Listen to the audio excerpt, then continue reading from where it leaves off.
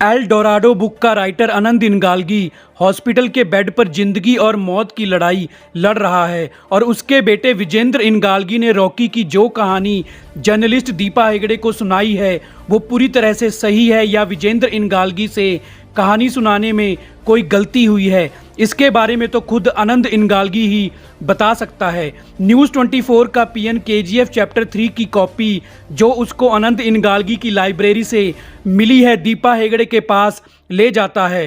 दीपा हेगड़े उस कॉपी के आगे की कहानी सुनने के लिए अनंत इनगालगी के पास हॉस्पिटल में वो बुक लेकर पहुंच जाती है।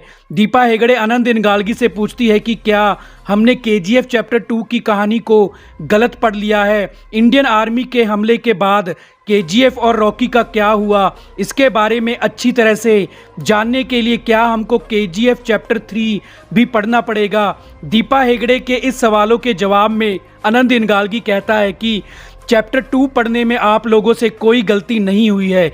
गलती तो उस समय की गवर्नमेंट से हुई थी जो ये समझ बैठी थी कि रॉकी हार मान गया है, जिसका पूरी दुनिया मिलकर कुछ नहीं बिगाड़ पाई उसका समुंदर की लहरें क्या बिगाड़ पाएंगी। अब अनंत इनगालगी आगे की कहानी सुनाने लग जाता है। रॉकी केजीएफ का सारा गोल्ड लेकर इंडियन ओशियन में अपना शिप लेकर उतर गया है, लेकिन जिस गोल्ड को इंडियन नेवी केजीएफ का गोल्ड समझ रहे हैं असल में वो केजीएफ का गोल्ड नहीं था। वो सारा गोल्ड इंडोनेशिया की गोल्ड माइन का था। केजीएफ का गोल्ड रॉकी ने अपनी मां की कब्र के नीचे छुपा कर रखा हुआ था, यानी केजीएफ का गोल्ड अब भी केजीएफ में ही है।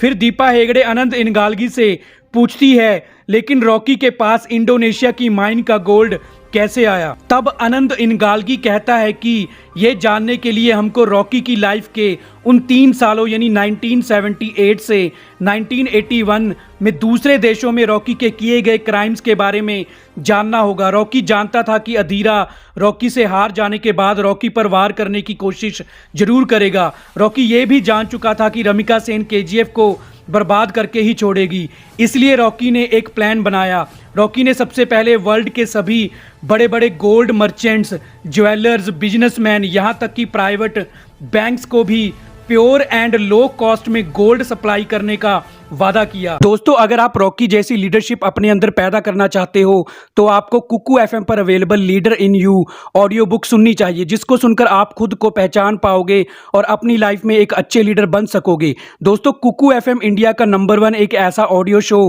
प्लेटफॉर्म है जहां आपको 4000 plus non fiction audio content मिलेगा। आप अपनी रीजनल लैंग्वेज में कहीं भी ऑडियो बुक सुन सकते हो। DPR 50 कूपन कोड यूज करके आप सिर्फ 199 में पूरे साल के लिए कुकू एफएम ऑडियो बुक सुन सकते हो।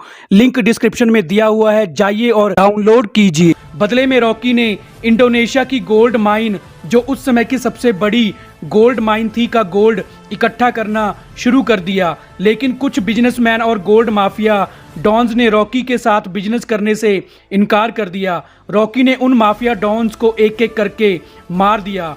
रॉकी का खौफ पूरी दुनिया में फैलने लग गया था। अब रॉकी इंडोनेशिया के गोल्ड को केजीएफ में लाता और उसको मेल्ट करके केजीएफ के गोल्ड बनाकर पूरे वर्ल्ड में एक्सपोर्ट करता।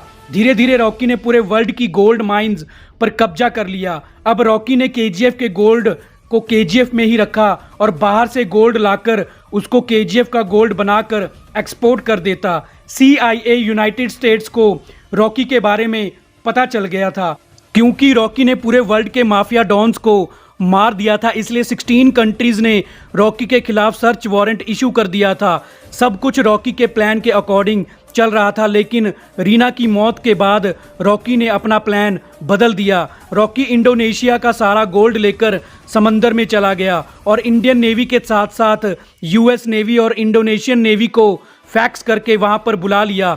रॉकी जानता था कि दुनिया को रॉकी चाहिए और रमिका सेन को केजीएफ, लेकिन रॉकी अभी नहीं मर सकता था, क्योंकि रॉकी को अपनी मां की ख्वाहिश पूरी करने के लिए जिंदा रहना पड़ेगा। रॉकी के शिप पर इंडियन नेवी के हमले के बाद सबने ये समझ लिया कि रॉकी मर गया है और केजीएफ का गोल्ड भी समंदर में 20,000 फीट की गहराइयों में चला गया है, लेकिन रॉकी वापस आएगा और केजीएफ में अपनी मां के पास दुनिया का सारा सोना लेकर रख देगा। सीआईए की रिपोर्ट्स पढ़कर रमिका सेन भी ये समझ चुकी है कि रॉकी केजीएफ वापस जरूर आएगा, इसलिए रमिका सेन केजीएफ टाउन में आर्मी तैनात कर देती है। इधर केजीएफ के मजदूर भी समझ जाते हैं कि रॉकी जिंदा है, इसलिए केजीएफ के मजदूर भी केजीएफ के बाहर एक बड़ी भीड़ जमा कर लेते हैं। दुबई का इनायत खलील भी रॉकी के प्लान के बारे में समझ चुका है, इसलिए इनायत खलील भी अपनी आर्मी लेकर केजीएफ की तरफ बढ़ रहा है। तो दोस्तों आगे क्या होगा ये हम आपको अपनी अगली फैन थ्योरी